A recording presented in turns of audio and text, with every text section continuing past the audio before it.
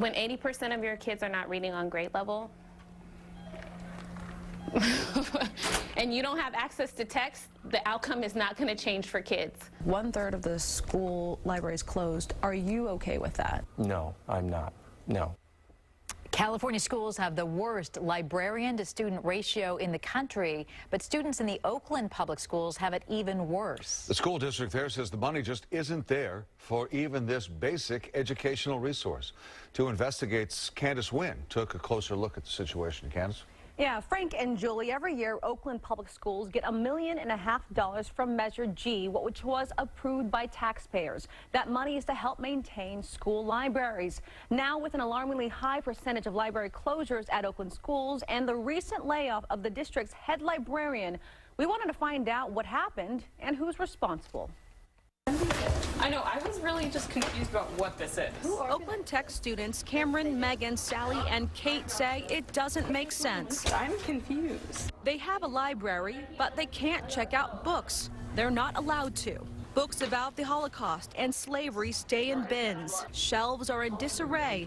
Pages are torn. The library is one of the most essential parts of school because we go there almost every day to do work and stuff like that. No one really goes there to check out books. There's no librarian there, so it's kind of just a dead spot. They called him the new man. And for many children, like Edgar Pendelosa, libraries are a safe place, the only place where words come alive. I started reading them, and after that, I fell in love with books. And without libraries, I just stayed in my house playing games, so then I never experienced books. California has the worst librarian-to-student ratio in the country.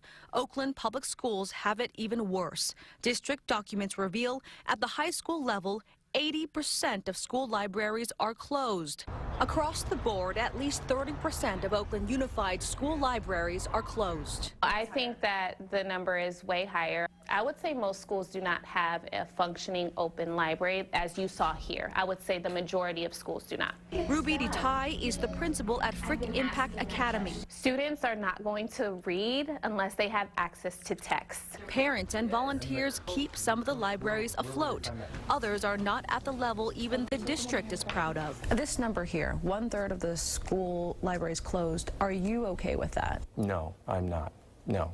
And I don't think anybody in leadership, either centrally or at sites, would say that they're satisfied with that number. A stark contrast to the Bay Area's other 2 largest school districts. At San Jose Unified, none of its school libraries are closed. In San Francisco, also none.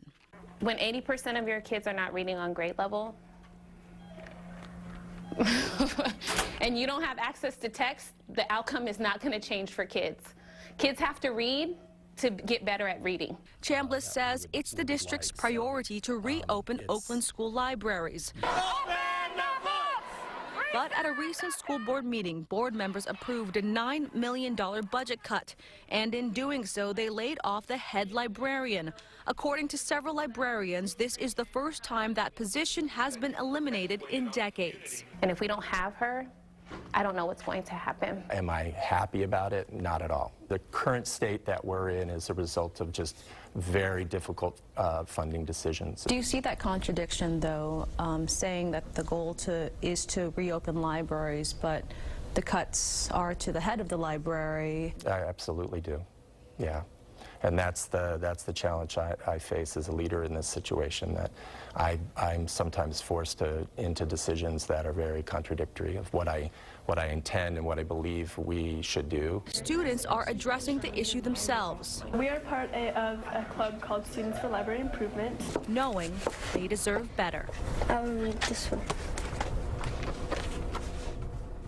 In terms of how Oakland Unified got to this point, the district says, among other things, for nearly a decade, they were giving individual schools money for libraries without guidelines for how to spend it. They've changed that, and now schools have to apply for that funding. Give them more information of how you're going to spend this, and are you going to at least go towards the direction of opening these libraries? Well, so if these libraries are closed, is the door just locked, but all the books are still in there? It depends school to school, but in a lot of places, the doors are open.